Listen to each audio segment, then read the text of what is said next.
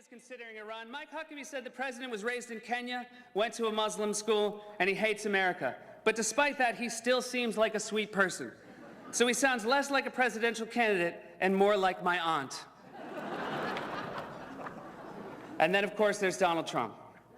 Donald Trump has been saying that he will run for president as a Republican, which is surprising since I just assumed he was running as a joke.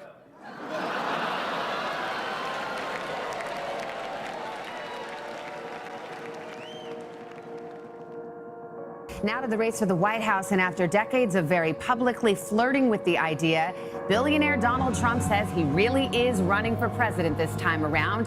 His announcement was vintage Trump, talking up his vast wealth and combining his first campaign speech with his first campaign controversy when he said this. When Mexico sends its people, they're not sending their best. It was a speech you rarely see in American politics, a man speaking his mind, sometimes it seems with no filter. And while some might laugh off Donald Trump's candidacy, GOP candidates can't ignore his money and his populist message. We have people that aren't working. We have people that have no incentive to work. But they're going to have incentive to work. Because the greatest social program is a job. This one I'll go way out on a limb. Donald Trump will never, ever be president of the United States. There's not going to be a President Donald Trump. That's not going to happen. I just want to say, you're not going to be president, all right? Becomes the president and make it great, because the states is already great. I think that man will be president of the United States right about the time that spaceships come down filled with dinosaurs and red capes. On that note, Tom, take it from me. How about that? Cheers, Tom. The American dream is dead. But if I get elected president, I will bring it back bigger and better and stronger than ever before, and we will make America great again. Thank you. Thank you very much. President Obama will go down as perhaps the worst president in the history of the United States! Exclamation point at real Donald Trump. Well, at real Donald Trump, at least I will go down as a president. The American dream is dead.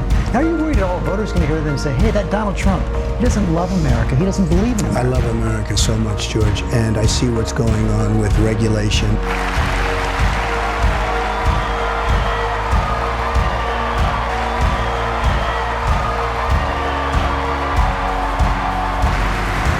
Before we get started, candidates, here are the rules. When we ask you a question, you will have 1 minute to answer, and 30 seconds more if we ask a follow-up.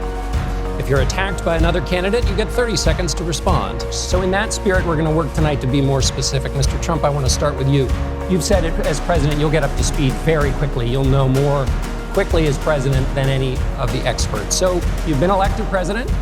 It's your first day in the Situation Room. What 3 questions do you ask your national security experts about the world? What we want to do, when we want to do it, and how hard do we want to hit? Because we are going to have to hit very, very hard. That's why we've been in the Middle East for 15 years and we haven't won anything. We've spent $5 trillion in the Middle East because of thinking like that.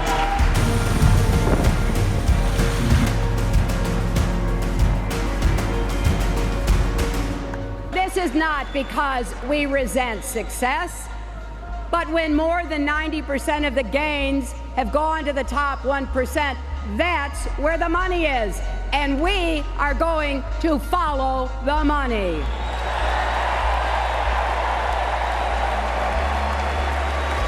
Tonight's debate is a town hall format, which gives voters a chance to directly ask the candidates questions. Martha and I will ask follow-up questions, but the night really belongs to the people in this room and to people across the country who have submitted questions online. The people you see on this stage were chosen by the Gallup organization. They are all from the St. Louis area and told Gallup they haven't committed to a candidate. Each of them came here with questions they want to ask, and we saw those questions for the first time this morning. It's just awfully good that someone with the temperament of Donald Trump is not in charge of the law in our country. Because you'd be in jail. About to make a major call. Fox News Decision Desk is now projecting that Donald Trump has won the state of North Carolina. There's a big old call to make right now, and that is Fox News is projecting that Donald Trump has won the state of Wisconsin. Donald Trump has won the state of Wisconsin, and there goes her blue wall. Please raise your right hand and repeat after me.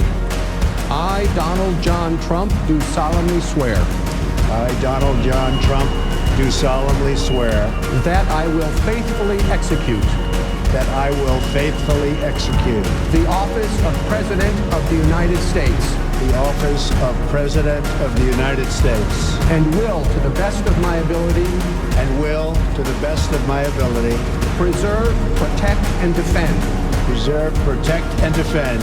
The Constitution of the United States. The Constitution of the United States. So help me God. So help me God. Congratulations, Mr. President.